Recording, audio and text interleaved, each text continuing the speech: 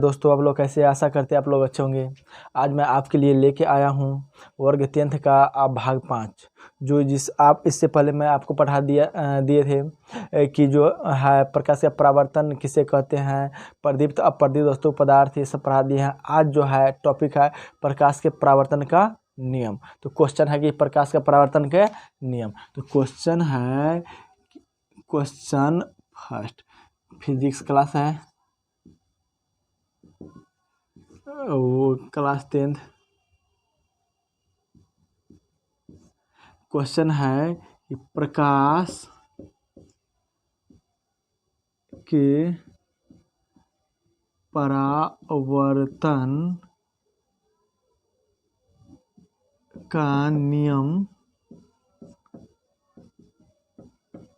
किसे कहते है। ये क्वेश्चन है कि प्रकाश के परावर्तन का नियम किसे कहते हैं। ठीक, तो प्रकाश का परावर्तन का नियम किसे कहते हैं। तो प्रकाश हम पढ़ा दिए थे आपको क्या, कि प्रकाश जब किसी वस्तु से टकराकर वापस लौटता है तो इस क्रिया को हम प्रकाश का परावर्तन कहते हैं। लेकिन यहाँ पे पूछ रहा है कि प्रकाश का परावर्तन का नियम किसे कहते हैं। तो इसमें होगा प्रकाश जब वही बात होगा, लेकिन उसमें कुछ पॉइंटली नियम लगेगा। जैसे जब प्रकाश किसी वस्तु से टकराकर कुछ नियम को पालन करते हुए जब कहता है कि प्रकाश का परावर्तन का नियम किसे कहते हैं। जब प्रकाश किसी वस्तु से टकराकर कुछ नियम को पालन करते हुए लौटता है तो इस क्रिया को हम प्रकाश का परावर्तन का नियम कहते हैं। तो प्रकाश किसी वस्तु से टकराकर कुछ नियम को पालन करते हुए लौटता है तो इस क्रिया को हम प्रकाश का परावर्तन का नियम कहते हैं। परावर्तन के नियम किसे कहते हैं। तो प्रकाश किसी वस्तु से टकराकर कुछ नियम, तो यहाँ पे हम पढ़ाए थे कि प्रकाश का परावर्तन का नियम नहीं पढ़े थे। प्रकाश का परावर्तन किसे कहते हैं। जब किसी वस्तु से प्रकाश टकराकर वापस लौटता है तो इस क्रिया को हम प्रकाश का परावर्तन कहते हैं। लेकिन कुछ नियम को पालन करते हुए लौटेगा तो इसी को हम कहेंगे प्रकाश का परावर्तन का नियम। तो यही लिखे और कुछ नहीं किया। प्रकाश किसी वस्तु से टकराकर कुछ नियम को पालन करते हुए वापस लौटता है तो इस क्रिया को हम प्रकाश का परावर्तन का नियम कहते हैं। तो हम प्रकाश का परावर्तन का नियम कहते हैं, वही लिखा है और कुछ नहीं। हम आपसे बोले हैं कि यदि आप पेन और कॉपी लेके बैठते हैं और नोट बनाते हैं तो आपसे कोई एक ऐसा क्वेश्चन नहीं है जो आपसे जो छूटेगा। ऑब्जेक्टिव रहे या सब्जेक्टिव रहे, पूरे आपको निचोड़ हम देंगे तो देंगे। यही है, आप ओनली आप कॉपी और पेन लेके यदि बैठ जाते हैं और एक एक नोट भाग 1 भाग 2 से लिखते हैं तो एक ही फिजिक्स का उल्टा के देख लीजिए, कोई भी क्वेश्चन आपसे नहीं छूटेगा। तो ये हुआ रिफ्लेक्शन। अब यहाँ पे देखिए, इसी नियम को फिर चित्र के द्वारा दर्शाते हैं तो इस तरह से रहता है, जैसे ऐसे रहेगा। ठीक है, और इसको जो है आप जैसे कि जानते हैं, ये जो है आपका समतल दर्पण है और इसी पर जो है ये हो गया आपका इसमें 4-5 क्वेश्चन इसमें छिपा हुआ है।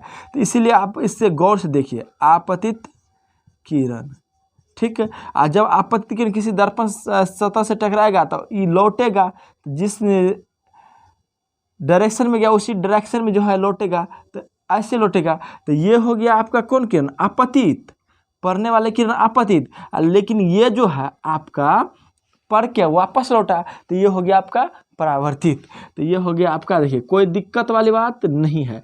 परावर्तित किरण नहीं, परावर्तित किरण, ये हो गया आपतित किरण और ये हो गया आपका परावर्तित किरण ना।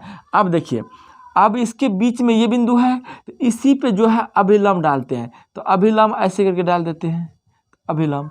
अब एगो बात बताइए, इसका नामकरण कर लेते हैं। ओ कुछ भी दीजिए, कोई दिक्कत नहीं है। ए बी और यहाँ पे देते हैं एन, ठीक है, कोई दिक्कत नहीं। अब देखिए, इस बीच में तो कोण बना और इस बीच में भी तो कोण बना है। तो ये कोण यहीं से जाएगा तो यहीं से झुकेगा, इधर आएगा, और ये कोण यदि लेंगे तो इधर से जाएगा और फिर इधर आएगा। नहीं, तो ये कोण बना और आपका ये कोण बना, तो ये कोण बना, तो ये हुआ आपतित किरण। इसी को कहते हैं अभिलंब। इसको क्या कहते हैं, अभिलंब कहते हैं, अभिलंब, इसी को कहते हैं अभिलंब। इसको अंग्रेजी में थोड़ा लिख दिए ताकि अच्छा रहेगा और आप समझ पाइएगा अंग्रेजी में। अब देखिए आपतित किरण, तो जब किसी सतह पर पड़ने वाली किरण, तो सतह पर पड़ने वाली किरण को आपतित किरण कहते हैं, और सतह पर पड़ के लौटने वाली किरण को परावर्तित किरण कहते हैं। अंग्रेजी में इंसिडेंट रे आपतित किरण, और इस पर टकराया और वापस लौटा तो परावर्तित किरण, तो रिफ्लेक्टेड रे ये हो गया।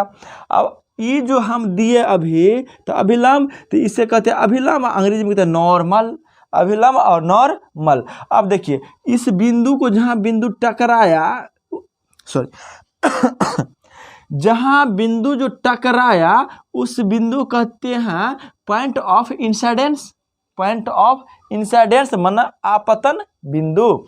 तो अब एगो बात बताइए, आपसे पूछेगा क्वेश्चन कि आपतित किरण किसे कहते हैं, आपतित किरण किसे कहते हैं, तो आप एक लाइन में कहिएगा कि किसी सतह पर पड़ने वाली किरण को आपतित किरण कहते हैं, किसी सतह पर पड़ने वाली किरण को आपतित किरण कहते हैं।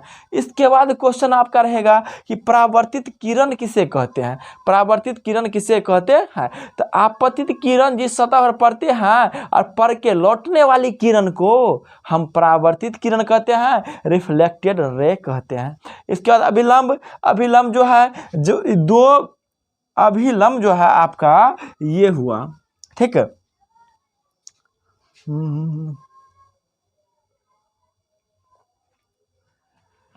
अब अभिलंब देखिए, तो अभिलंब जो हुआ, तो किसी सतह पर खींचे गए लंब को अभिलंब कहते हैं, किसी सतह पर खींचे गए लंबवत खींचे गए लंब को अभिलंब कहते हैं, सतह पर खींच दिए। अब देखिए आपतित किरण और अभिलंब के बीच में ये कोण बना, तो क्वेश्चन पूछेगा कि आपतन कोण, तो इसे करते हैं ऐसे सूचित, तो ये हुआ आपतन कोण, नहीं, तो आपतित किरण और अभिलंब के बीच जो कोण बनता है वो कोण को कहते हैं आपतन कोण। अंग्रेजी में जो कहते हैं इसे angle of incidence, angle of incidence, जिसे आई से सूचित करते हैं, किससे सूचित करते हैं, तो आई से, तो ये हो गया आई। अब आप बोलिएगा सर जी परावर्तन तो कोण भी होता है, हाँ परावर्तन कोण ये हुआ, तो किसके बीच में, तो परावर्तित किरण और अभिलंब के बीच में हुआ, परावर्तित किरण और अभिलंब के बीच में हुआ, तो परावर्तित किरण और अभिलंब के बीच में हुआ उसे कहते हैं परावर्तन कोण। परावर्तित किरण अभिलंब के बीच में बना परावर्तन कोण, अभिलंब और आपतित किरण के बीच में बना तो आपतन कोण, और ये लंब जो किसी सतह पर लंबवत पड़ने वाली किरण जो लंब जो है उसे कहते हैं अभिलंब, और आपतन बिंदु जो तीनों परावर्तित किरण और जो है परावर्तित किरण और आपतित किरण और अभिलंब जिस बिंदु पर मिलता है उसे कहते हैं आपतन बिंदु। तो ये हो गया परावर्तन कोण, परावर्तन कोण जिसे कहते हैं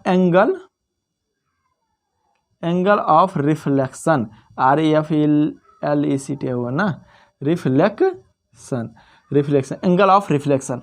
तो ये देखिए आप, कुछ हम नहीं किए, आपको आपतित किरण याद हो गया, एक बार फिर देख लेते हैं। आपतित किरण किसे कहते हैं, तो किसी सतह पर पड़ने वाली किरण को हम आपतित किरण कहते हैं, किसी सतह पर पड़ने वाली किरण को हम आपतित किरण कहते हैं। इसके बाद कहेगा परावर्तित किरण किसे कहते हैं, तो परावर्तित किरण, आपतित किरण जब किसी सतह से टकराकर वापस लौटता है तो उसी सतह में वापस लौटता है, तो इसको हम परावर्तित किरण कहते हैं, इस किरण को हम परावर्तित किरण कहते हैं। इसके बाद आता है अभिलंब किसे कहते हैं, तो किसी सतह पर लंबवत पड़ने वाली किरण को, लंबवत खींचने वाली किरण को हम अभिलंब कहते हैं। इसके बाद कहते हैं आपतन बिंदु किसे कहते हैं, तो आपतित किरण और आपतित किरण, अभिलंब और परावर्तित किरण जिस बिंदु पर मिलता है उस बिंदु को हम आपतन बिंदु कहते हैं। आप इस आप जो है इसे गौर से सुनिएगा और अच्छा से लिखिएगा, रोक के यदि पॉज करके लिखते हैं तो लिख सकते हैं, न तो हम अभी लिखाएंगे, कोई दिक्कत होने नहीं देंगे परावर्तन कोण और आपतन कोण के बारे में। और एक बात और याद रखिएगा ही कि आपतन कोण और परावर्तन कोण हमेशा क्या होता है, बराबर होता है। तो नोट में यदि आप लिख लेते तो अच्छा रहता है।